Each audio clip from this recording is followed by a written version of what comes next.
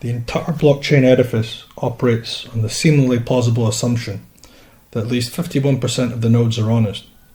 but this gravely underestimates the exponentially superior and secretive computing power of government intelligence agencies such as the NSA.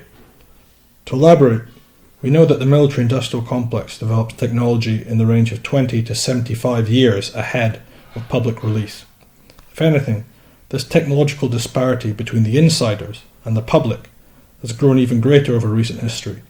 and so we can think of present-day Bitcoin miners or Ethereum users as Nintendo Entertainment System players competing with the N64. There is no competition, and so this idea of distributed consensus, which implicitly assumes a degree of parity amongst the technological capabilities of miners, is vastly mistaken. The entire blockchain as such is a farce, in the same way that elites, since at least as far back as the Roman Empire, have been using the idea of democracy to make the public feel included and to mitigate against revolt. The blockchain is nothing other than a reduplication of this very same idea within the technological architecture of postmodernity. Blockchain technology is simply the latest invention by which the social controllers make the common man feel democratically included, when in truth we're as much excluded and oppressed as ever, if not even more, given that the blockchain keeps an immutable record of all our private transactions. People get so artistically drawn into the particulars and the self-aggrandizement of competing mathematical puzzles in post-industrial society that they forget the cornerstone assumption which must form the foundation of all social analysis, that since time immemorial, one law has proven above all other things to always be true,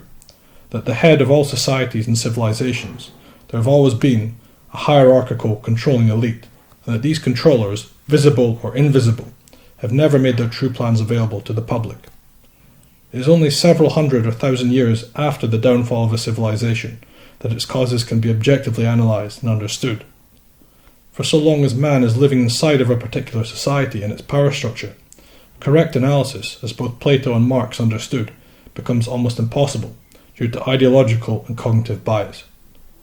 People need to learn to stop being distracted with obscure mathematical puzzles in the search for intellectual recognition,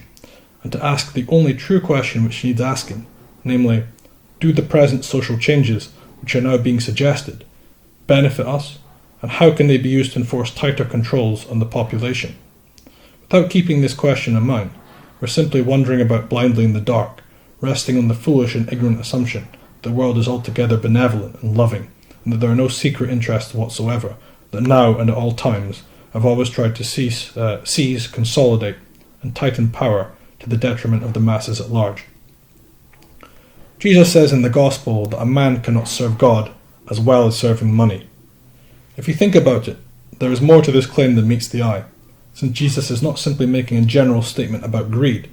he is also making a highly particular statement about the nature of reality, that good and evil exist in two separate social hierarchies. He is saying specifically that the ecological reality of evil will adopt a certain and particular form, and that form will be unambiguously financial.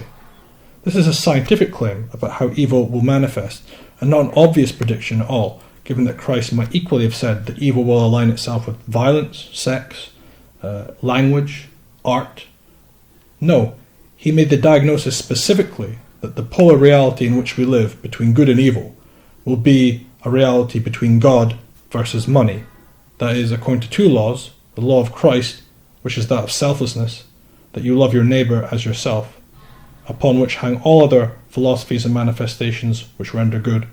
and the opposite to this law, which is the law of science, of material exchange economics, which, although appears to be helpful in first impressions, below the surface lies entirely within the power and authority of the devil. This point could be highlighted if we take the fundamental principle upon which the so-called pseudoscience of economics is based,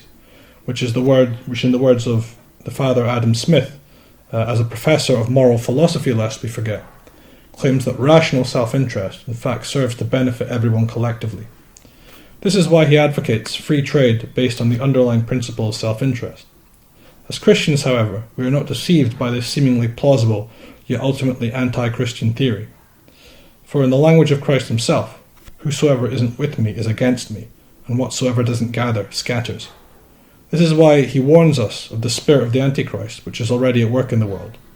Although Satan disguises himself as an angel of light and uses plausible philosophies, such as those of Adam Smith, we are not deceived, knowing fully of the devil and his schemes. It is also interesting, moreover, that Adam Smith aptly decides in referring to this principle of economics as the invisible hand, a metonym no less than the hidden hand, which forms a commonly known symbol of Freemasonry, which at the time and even today worked tirelessly to destroy the light of the gospel by disguising their true intentions under a veil of academically and scientifically plausible yet erroneous doctrines. Quote President John F. Kennedy prior to his assassination: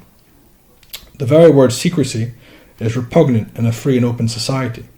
and we are, as a people, inherently and historically opposed to secret societies, to secret oaths, and to secret proceedings.